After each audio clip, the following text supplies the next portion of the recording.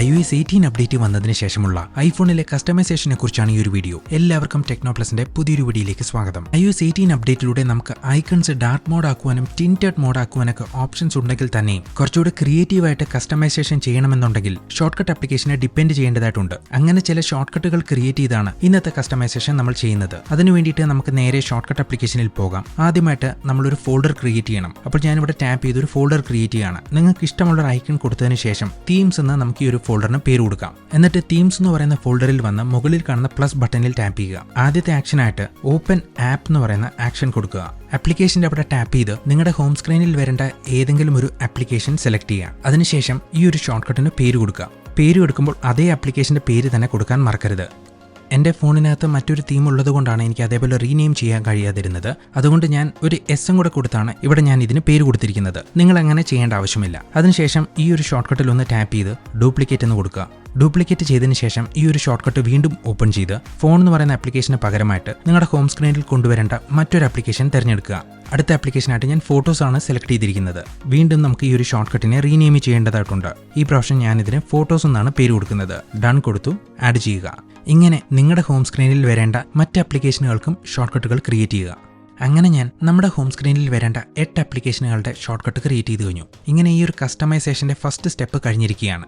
ഇനി ഇങ്ങനെ ക്രിയേറ്റ് ചെയ്തിരിക്കുന്ന ഷോർട്ട്കട്ടുകൾ പെട്ടെന്ന് ഒറ്റ ടാപ്പിൽ തന്നെ നമ്മുടെ ഹോം സ്ക്രീനിൽ കൊണ്ടുവരുവാനും അതിന്റെ കൃത്യമായിട്ടുള്ള ഒരു ഐക്കൺ പാക്കേജ് അപ്ലൈ ചെയ്യുവാനും മറ്റൊരു ചെറിയ ഷോർട്ട്കട്ട് കൂടെ ക്രിയേറ്റ് ചെയ്യുന്നത് നല്ലതാണ്. ഇങ്ങനെ ഒരു ഷോർട്ട്കട്ട് ക്രിയേറ്റ് ചെയ്ത് കഴിഞ്ഞാൽ നമുക്ക് മറ്റേതെങ്കിലും ഐക്കൺ പാക്കേജസ് നമ്മുടെ കയ്യിൽ വന്നാൽ തന്നെയും ആ ഒരു ഷോർട്ട്കട്ട് ഉപയോഗിച്ച് പെട്ടെന്ന് തന്നെ കസ്റ്റമൈസേഷൻ ചെയ്തെടുക്കാൻ കഴിയും. അങ്ങനെ ഒരു ഷോർട്ട്കട്ട് ക്രിയേറ്റ് ചെയ്യാൻ വേണ്ടിയിട്ട് നമുക്ക് നേരെ ഷോർട്ട്കട്ടിന്റെ മെയിൻ പേജിൽ വന്ന് ഓൾ ഷോർട്ട്കട്സിന്റെ അവിടെ പോയി പ്ലസ് ബട്ടണിൽ ടാപ്പ് ചെയ്ത് ഗെറ്റ് മൈ ഷോർട്ട്കട്സ് എന്ന് പറയുന്ന ആക്ഷൻ തിരഞ്ഞെടുക്കുക.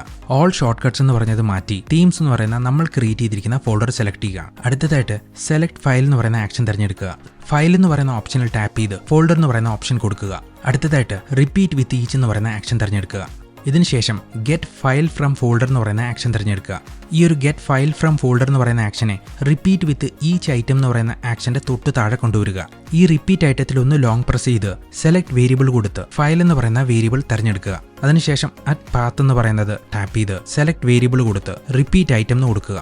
ഇങ്ങനെ റിപ്പീറ്റ് ഐറ്റം കൊടുത്തതിന് ശേഷം വീണ്ടും അതിന് തൊട്ടടുത്തായിട്ട് ടാപ്പ് ചെയ്ത് .png എന്ന് പറയുന്നത് കൊടുക്കുക.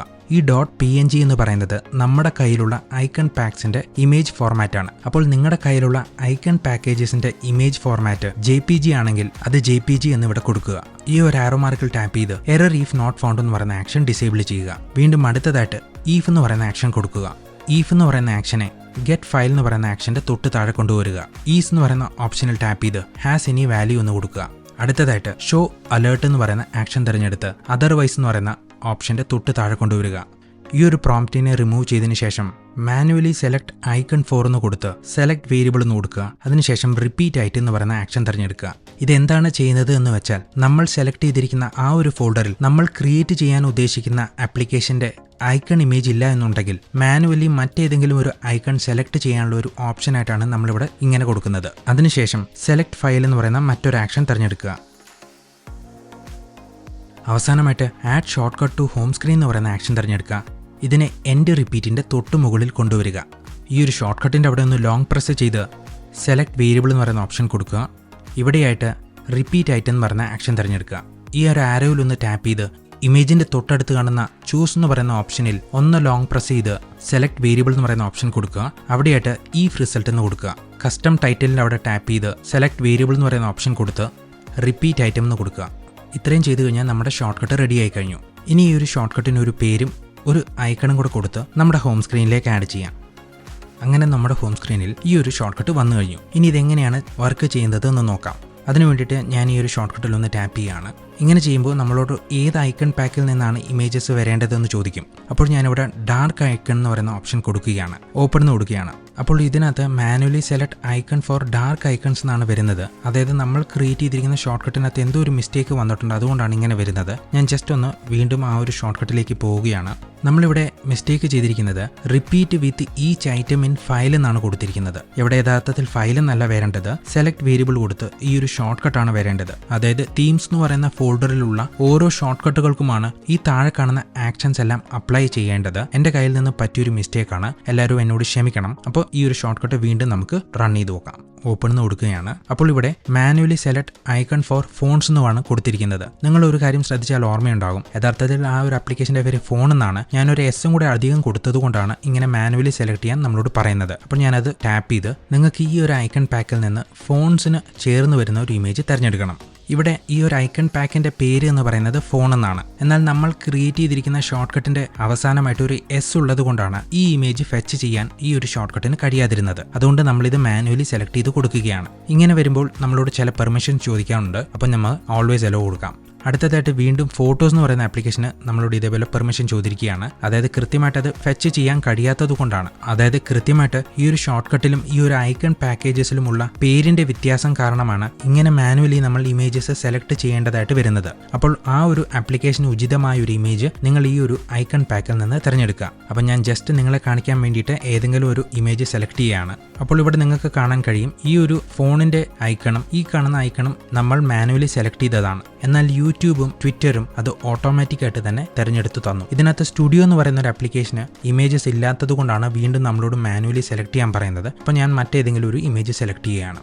ഇതേപോലെ വീണ്ടും നമ്മളോട് പെർമിഷൻ ചോദിക്കുമ്പോൾ നമ്മൾ എലോ കൊടുക്കുകയാണ്. ലൈറ്റ് റൂം എന്ന് പറയുന്ന ആപ്ലിക്കേഷന് ഇമേജ് ഇല്ലാത്തത് കൊണ്ടാണ് വീണ്ടും നമ്മളോട് പെർമിഷൻ ചോദിക്കുന്നത്. അതിന് ഞാൻ മറ്റേതെങ്കിലും ഒരു ഇമേജ് ഇപ്പോൾ തിരഞ്ഞെടുത്ത് കൊടുക്കുകയാണ്. ആർ സെർച്ച് എന്ന് പറയുന്ന ആപ്ലിക്കേഷനും ഇതിന് ഐക്കൺ പാക്കേജസിൽ ഇമേജസ് ഇല്ലാത്തത് കൊണ്ടാണ് നമ്മളോട് ഇങ്ങനെ ചോദിക്കുന്നത്. അതുകൊണ്ട് വീണ്ടും ഞാൻ അതിന് പകരം മറ്റേതെങ്കിലും ഒരു ഇമേജ് തിരഞ്ഞെടുക്കുകയാണ്. ആപ്ലിക്കേഷനകത്ത് നമുക്ക് കാണാൻ കഴിയും ചില ആപ്ലിക്കേഷനുകൾ, ഉദാഹരണം വെതർ പോലുള്ള ആപ്ലിക്കേഷനൊക്കെ ഓട്ടോമാറ്റിക് ആയിട്ട് തന്നെ ഐക്കൺസ് ഇമേജസ് സെലക്ട് ആയിട്ടുണ്ട്. എന്നാൽ ചിലത് നമ്മൾ മാനുവലി സെലക്ട് ചെയ്ത് കൊടുക്കേണ്ടതായിട്ട് വന്നിട്ടുണ്ട്. ഇതൊന്നുകൂടെ കാണിക്കാൻ വേണ്ടിയിട്ട് ഇവിടെ ഞാനിപ്പോൾ MTS എന്ന് പറയുന്ന ഒരു ഷോർട്ട് കട്ട് കാണാൻ കഴിയും. ഇനി നമ്മൾ ക്രിയേറ്റ് ചെയ്തിരിക്കുന്ന തീംസ് എന്ന് പറയുന്ന ഫോൾഡറിനകത്തുള്ള ഈ ഒരു ഫോൺസ് എന്ന് പറയുന്ന ഷോർട്ട് കട്ടിന്റെ പേര് മാറ്റി ഞാൻ MTS എന്നാക്കുകയാണ് എന്നുണ്ടെങ്കിൽ വീണ്ടും ഞാൻ ഈ ഒരു ഷോർട്ട് കട്ട് റൺ ചെയ്യുന്ന സമയത്ത് ഓട്ടോമാറ്റിക്കായിട്ട് തന്നെ MTS എന്ന് പറയുന്ന ഇമേജ് ആയിരിക്കും ആദ്യം ഈ ഒരു ഷോർട്ട് കട്ടിന് വർക്കാകുന്നത്.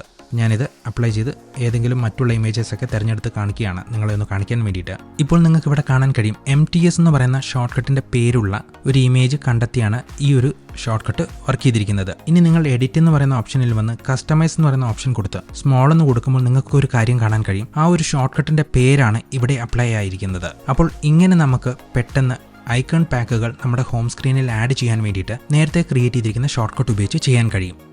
ഇനി ഒരു കാര്യം കൂടെ ഞാൻ എടുത്ത് പറയട്ടെ. ഇങ്ങനെ ഷോർട്ട് കട്ട് ക്രിയേറ്റ് ചെയ്യുമ്പോൾ നോച്ച് ഉള്ള ഫോണാണ് എന്നുണ്ടെങ്കിൽ ഡിസ്റ്റർബിംഗ് ആയിട്ടുള്ള ഒരു ഷോർട്ട് കട്ട് പോപ്പപ്പ് വരുന്നതാണ്. അത് മാറ്റുവാൻ വേണ്ടിയിട്ട് നിങ്ങൾ ഓരോ ഷോർട്ട് കട്ടിനകത്തും ഓപ്പൺ ചെയ്ത് നത്തിങ് എന്ന് പറയുന്ന മറ്റൊരു ആക്ഷനും കൂടെ ആഡ് ചെയ്യുക.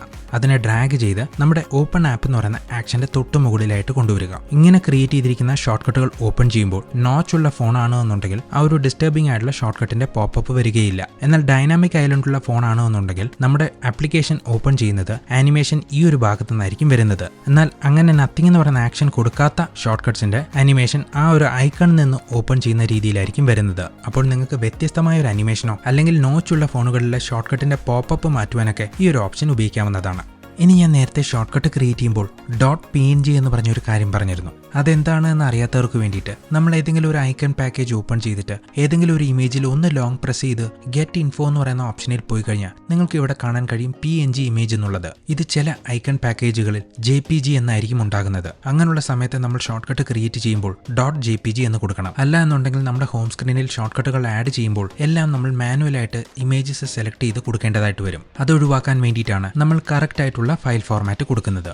ഇങ്ങനെ നമ്മുടെ ഷോർട്ട് കട്ടിന്റെ പ്രധാന ഭാഗം കഴിഞ്ഞു. ഒരു കാര്യം എടുത്തു പറയട്ടെ, ഈ ഐക്കൺ പാക്കേജസ് നിങ്ങൾക്ക് വേണമെന്നുണ്ടെങ്കിൽ എൻ്റെ ഇൻസ്റ്റാഗ്രാം പേജിൽ പോയി ഇൻസ്റ്റാഗ്രാം ബയോയിൽ ഒന്ന് പോയി കഴിഞ്ഞാൽ അവിടെ ഞാൻ ഈ ഒരു ഡാർക്ക് മോഡിന്റെയും ലൈറ്റ് മോഡിന്റെയും ഐക്കൺ പാക്സുകൾ കൊടുത്തിട്ടുണ്ട്. ഇൻസ്റ്റാഗ്രാമിൽ പോകുന്ന വഴി ആ ഒരു പേജും കൂടി ഒന്ന് ഫോളോ ചെയ്യാൻ മറക്കരുത്. ഇനി ഈ ഒരു ഷോർട്ട് കട്ടിന്റെ ലിങ്ക് ചോദിച്ചു വരുന്നവർക്ക് അതെന്തുകൊണ്ടാണ് ഷെയർ ചെയ്യാത്തത് എന്ന് മറ്റൊരു വീഡിയോ ആയിട്ട് ഞാൻ ചെയ്തിട്ടുണ്ട്. അതിന്റെ ലിങ്ക് ഈ ഒരു വീഡിയോയുടെ ഡിസ്ക്രിപ്ഷൻ ബോക്സിൽ കൊടുത്തിട്ടുണ്ട്. ഇനി തിരിച്ച് നമ്മുടെ കസ്റ്റമൈസേഷനിലേക്ക് വരുമ്പോൾ നമ്മൾ ഇങ്ങനെ ക്രിയേറ്റ് ചെയ്തിരിക്കുന്ന ഐക്കൺസിനോട് ചേർന്ന് വരുന്ന വാൾപേപ്പറും കൂടെ സെറ്റ് ചെയ്യുകയാണെങ്കിൽ അത് നമ്മുടെ ഫോണിന് മറ്റൊരു ലുക്ക് ആയിരിക്കും നൽകുന്നത്. അപ്പോൾ ഇങ്ങനെ ഐക്കൺ പാക്സിനോട് ചേർന്ന് വരുന്ന വാൾപേപ്പർ സെറ്റ് ചെയ്യാൻ വേണ്ടിയിട്ട് ഞാൻ ചെയ്തത് നമ്മുടെ ഏതെങ്കിലും ഒരു ഐക്കൺ പാക്സ് ഓപ്പൺ ചെയ്തതിന് ശേഷം ഏതെങ്കിലും ഒരു ഇമേജ് ഓപ്പൺ ചെയ്യുക. അതിനുശേഷം ജസ്റ്റ് ഒന്ന് സൂം ചെയ്ത് കഴിയുമ്പോൾ നിങ്ങൾക്ക് ഇങ്ങനെ ഒരു ഇമേജ് വരുന്നതാണ്. ഇതിനെ ഒന്ന് സ്ക്രീൻഷോട്ട് ചെയ്യുക. ഇങ്ങനെ സ്ക്രീൻഷോട്ട് എടുത്തിരിക്കുന്ന ഇമേജിനെ നമ്മുടെ വാൾപേപ്പർ ആയിട്ട് സെറ്റ് ചെയ്ത് കഴിയുമ്പോൾ നമുക്ക് വ്യത്യസ്തമായിട്ടൊരു ഇമേജ് ആണ് അത് തരുന്നത്. എന്നാൽ ഇങ്ങനെ ചെയ്യുമ്പോൾ നിങ്ങൾ ഒരു കാര്യം ശ്രദ്ധിക്കേണ്ടത്, വാൾപേപ്പർ സെറ്റ് ചെയ്യുന്ന സമയത്ത് കസ്റ്റമൈസ് ഓപ്ഷൻ കൊടുത്ത് ഹോം സ്ക്രീൻ എന്ന് പറയുന്ന ഓപ്ഷനിൽ വന്ന് ഈ ഒരു ബ്ലർ ഓപ്ഷൻ റിമൂവ് ചെയ്യാൻ മറക്കരുത്. ഇത്രയും ചെയ്തതിനു ശേഷം നിങ്ങൾ ആ ഒരു വാൾപേപ്പർ ഒന്ന് സെറ്റ് ചെയ്ത് കഴിഞ്ഞാൽ നമുക്ക് വാൾപേപ്പറിനോട് ചേർന്ന് വരുന്ന രീതിയിലുള്ള ഐക്കൺസ് ആയിരിക്കും ലഭിക്കുന്നത്. ഇനി ചിലർക്ക് ഈ ഒരു ഡോക്ക് മാറ്റണമെന്നൊരു ആഗ്രഹം ഉണ്ടാവും. അതിന് ഞാൻ ചെയ്തത് ഈ ഒരു ഇമേജിനെ മറ്റൊരു എഡിറ്റിംഗ് സോഫ്റ്റ്വെയറിലേക്ക് കൊണ്ടുപോയി കുറച്ച് ടൈം സ്പെൻഡ് ചെയ്ത് അതിനോട് ചേർന്ന് വരുന്ന ഒരു കളർ കൊണ്ടുവന്നിട്ടാണ് ആ ഒരു ഡോക്ക് പൂർണ്ണമായിട്ട് മാറുന്ന രീതിയിലുള്ള എഡിറ്റിംഗ് ചെയ്തത്. അപ്പോൾ ഞാൻ അങ്ങനെ സെറ്റ് ചെയ്തിരിക്കുന്ന ഒരു തീമാണ് നിങ്ങളിപ്പോൾ കാണുന്നത്. ഇവിടെ നിങ്ങൾക്ക് കാണാൻ കഴിയും ആ ഒരു ഡോക്കിന്റെ ഷാഡോ പൂർണ്ണമായിട്ട് മാറിയിട്ടുണ്ട്. ഈ ഒരു വാൾപേപ്പറും ഞാൻ എന്റെ ഇൻസ്റ്റാഗ്രാം പേജിന്റെ ബയോയിൽ കൊടുക്കുന്നതാണ്. അപ്പോൾ നിങ്ങൾക്ക് അത് ഉപകാരപ്രദമാകുമെന്ന് വിശ്വസിക്കുന്നു. അതേപോലെ ഞാൻ നേരത്തെ കാണിച്ചതുപോലെ ഡാർക്ക് ഇമേജസുമായിട്ട് ചേർന്ന് വരുന്ന രീതിയിലുള്ള ഒരു വാൾപേപ്പറാണ് ഇവിടെ സെറ്റ് ചെയ്തിരിക്കുന്നത്.